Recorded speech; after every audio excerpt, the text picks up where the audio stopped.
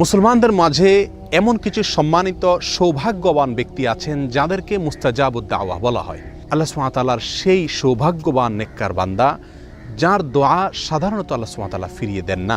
তিনি নিজের জন্য কিংবা অন্যের জন্য যে কোনো দোয়া আল্লাহ সুবহানাহু ওয়া তাআলার কাছে করলেই সে দোয়া আল্লাহ সুবহানাহু ওয়া তাআলা কবুল করেন। তাকে বলা হয় মুস্তাজাবুদ দাওয়া। সম্মানিত বন্ধুগণ, এই মুস্তাজাবুদ দাওয়া আমরা কিভাবে হতে পারবো, কিভাবে এই সৌভাগ্য অর্জন করতে পারবো যে আমি হাত তুললেই আল্লাহ সুবহানাহু ওয়া তাআলা সেই দোয়া কবুল করবেন, আমার কোনো দোয়া আল্লাহ সুবহানাহু ওয়া তাআলা ফিরিয়ে দিবেন না। এ বিষয়ে তাবরানী বর্ণিত একটি হাদিস আমরা পেশ করতে চাই। সিনিয়র সাহাবী সাদ ইবনে আবি ওয়াক্কাস রাদিয়াল্লাহু তাআলা আনহু তিনি একবার নবী সাল্লাল্লাহু আলাইহি ওয়াসাল্লামের কাছে আহ্বান করলেন, দরখাস্ত করলেন, ইয়া রাসূলুল্লাহ, আপনি আল্লাহর কাছে আমার জন্য দোয়া করুন, আমি যেন মুস্তাজাবুদ দাওয়া হতে পারি। নবী সাল্লাল্লাহু আলাইহি ওয়াসাল্লাম তাকে বললেন, আতিব মাতআমাক তাকুন মুস্তাজাবুদ দাওয়া। সাদ, তুমি তোমার খাদ্যকে হালাল রাখবে, পবিত্র রাখবে, পরিচ্ছন্ন রাখবে হারাম এবং হারামের লেশ থেকে, তাহলে তুমি মুস্তাজাবুদ দাওয়া হতে পারবে। তাবরানী বর্ণিত হাদিসটিকে মুহাদ্দিসিনের কেউ কেউ যায়ীফ বললেও এই বিষয়ে আরও বহু বিশুদ্ধ হাদিস বর্ণিত রয়েছে।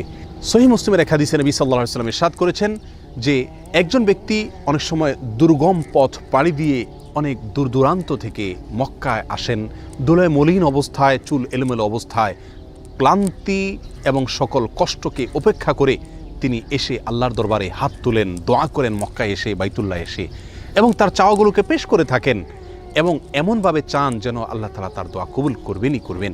নবী সাল্লাল্লাহু আলাইহি ওয়াসাল্লাম বলেন, আন্না ইউস্তাজাবু লাহ, সে ব্যক্তির দোয়া কিভাবে কবুল হবে এটা কিভাবে কল্পনা করা যেতে পারে? কারণ সেই ব্যক্তির দেহ গঠিত হয়েছে হারাম দিয়ে, তার যে সম্পদ তিনি গড়ে তুলেছেন সেগুলোর পিছনে হারাম উপার্জন রয়েছে, হারামের ভূমিকা রয়েছে। অতএব সেই ব্যক্তি আল্লাহ সুবহানাহু ওয়া তাআলার কাছে যতই দোয়া করুক, যতই মক্কায় গিয়ে দোয়া করুক, যত কষ্ট করে এসেই দোয়া করুক না কেন, আল্লাহ সুবহানাহু ওয়া তাআলা তার দোয়া কীভাবে কবুল করবেন? অর্থাৎ দোয়া কবুল হওয়ার কোনো প্রশ্নই উঠতে পারে না। সম্মানিত বন্ধুগণ, এই হাদিস আমাদেরকে যে বার্তা দেয়, আমরা যদি মুস্তাজাবুদ দাওয়া হতে চাই, আমাদের দোয়া আল্লাহ সুবহানাহু ওয়া তাআলা ফিরিয়ে দিবেন না, সকল দোয়া আল্লাহ তাআলা কবুল করবেন, এটা যদি আমরা চাই, তাহলে আমাদেরকে সর্বপ্রধান এবং মূল যে বিষয়টির প্রতি খেয়াল রাখতে হবে সেটি হলো আমার খাদ্য গ্রহণ এবং যে কোনো উপার্জন যেন সম্পূর্ণ হালাল হয়।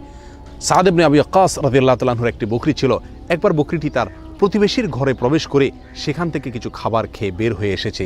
তিনি সেটি খেয়াল করেছেন। বিষয়টি তার নজরে পড়ার পরে দীর্ঘদিন পর্যন্ত আর তিনি ওই বকরির দুধ পান করতেন না, অথচ নিয়মিত তিনি সেই বকরির দুধ পান করে থাকতেন। কেন দুধ পান করা ছেড়ে দিয়েছেন?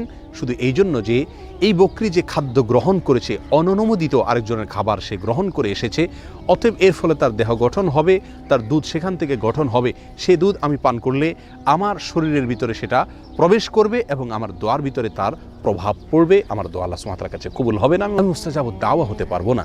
সম্মানিত বন্ধুগণ, এই ঘটনাগুলো আমাদেরকে যে শিক্ষা দেয়, এই হাদিসগুলো আমাদেরকে যে বার্তা দেয়, সেটি হলো খাদ্য গ্রহণ সম্পূর্ণ হালাল হতে হবে, উপার্জন, পোশাক আশাক সব কিছু সম্পূর্ণ হালাল হতে হবে, নিজেকে, নিজের পরিবারকে হারাম থেকে যোজন যোজন দূরে রাখতে হবে।